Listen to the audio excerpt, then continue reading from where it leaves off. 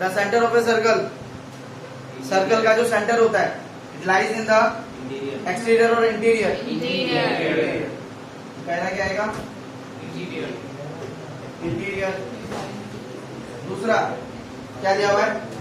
A point where distance from the centre of a circle is greater than its radius lies in the dash of the circle. अब समझो इसका मतलब क्या है। क्या बोला है? Point where distance from the centre of a circle. हमने सर्कल बनाया, ठीक है, सर्कल में एक पॉइंट लेना है। अब वो पॉइंट कहाँ है? So that the distance from the centre is greater than its radius. अब उस पॉइंट की जो डिस्टेंस होगी ना सेंटर से, पॉइंट से ये रहा हमारा रेडियस, है ना। अब हमको जो पॉइंट लेना है उसकी डिस्टेंस रेडियस से भी ज्यादा होगी, सेंटर से जो उसकी डिस्टेंस होगी ना उस पॉइंट की, ठीक है, वो डिस्टेंस उस सर्कल के रेडियस से ज्यादा होगी। अगर वो डिस्टेंस अगर रेडियस से ज्यादा होती है, then the point lies in the exterior. तीसरा, the longest chord of a circle. diameter. अब पता चला क्यों मैंने डायमीटर के इतने सारे डेफिनेशन लिखवाए। longest chord is the diameter. Then an arc is a dash when its ends are the ends of a diameter. जो आर्क है, ठीक है, अगर उसके एंड पॉइंट्स, मान लो ये आर्क है, ठीक है, ये आर्क हो गई ना, ठीक है, तो यहाँ पे क्या बोले? An arc is a dash when its ends are the end points of a diameter. अगर इसके एंड्स, ये डायमीटर मान लेते हैं, तो ये डायमीटर के एंड्स ही इसी आर्क के एंड्स हैं। इन दैट केस इसको हम क्या बोलेंगे? Semi circle. The fourth point will be semi circle.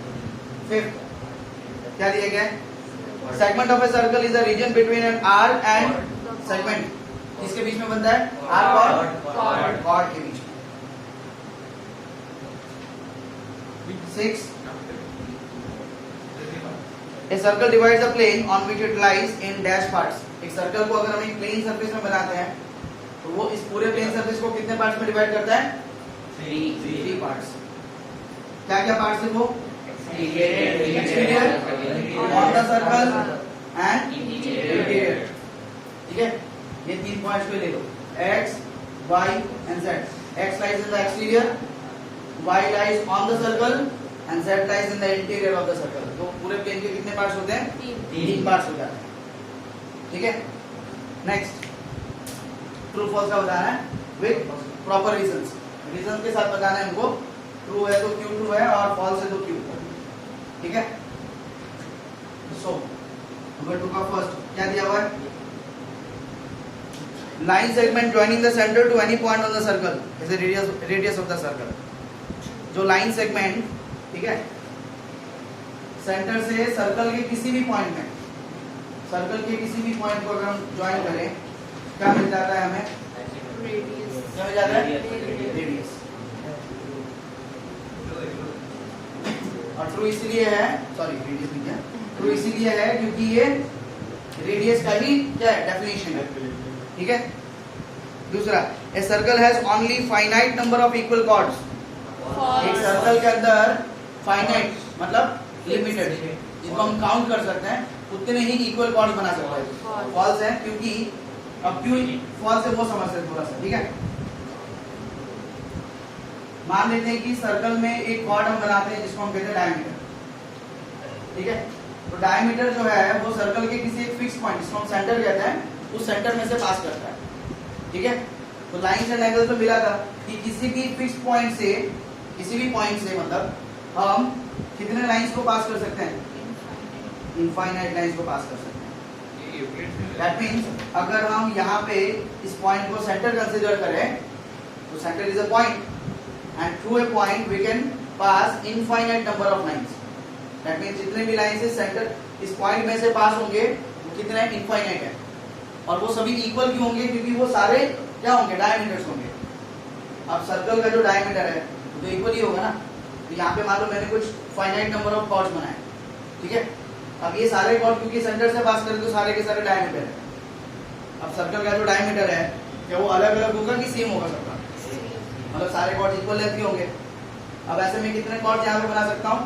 Infinite. ठीक है, तो क्या होगा आंसर, ट्रू या फॉल्स? फॉल्स।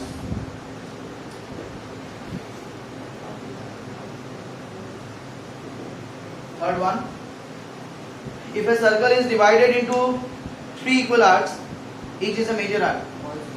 अगर तीनों ही इक्वल आर्क्स हैं, चाहे वो 2 बनाए, 3 बनाए, 4 बनाए, सीधा बोल दिया है कि 3 इक्वल आर्क्स, तीनों इक्वल है, तो क्या हम हर एक को मेजर आर्क बोलेंगे? नहीं। ठीक है, क्या होगा? नंबर 4 क्या बोला अभी?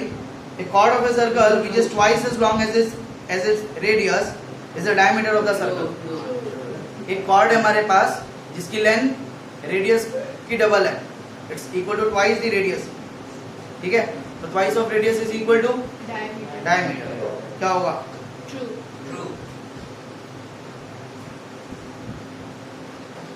Number 5, sector is a region between chord and corresponding arc. Sector chord और आर्क के बीच में बनता है, थोड़ी देर पहले मिला था। कॉर्ड और आर्क के बीच के एरिया को हम क्या कहते हैं? सेगमेंट कहते हैं। यहाँ बोला सेक्टर है, क्या होगा? फॉल्स। क्योंकि वो सेक्टर नहीं, क्या बनेगा? सेगमेंट बनेगा। 6th one, a circle is a plane figure.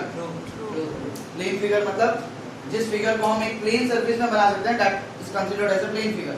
तो देखो ये बोर्ड एक प्लेन सरफेस है, इस प्लेन सरफेस का हम ऊपर हम एक सर्कल को ड्रॉ कर सकते हैं। ठीक है, तो circle is a plane figure. खत्म।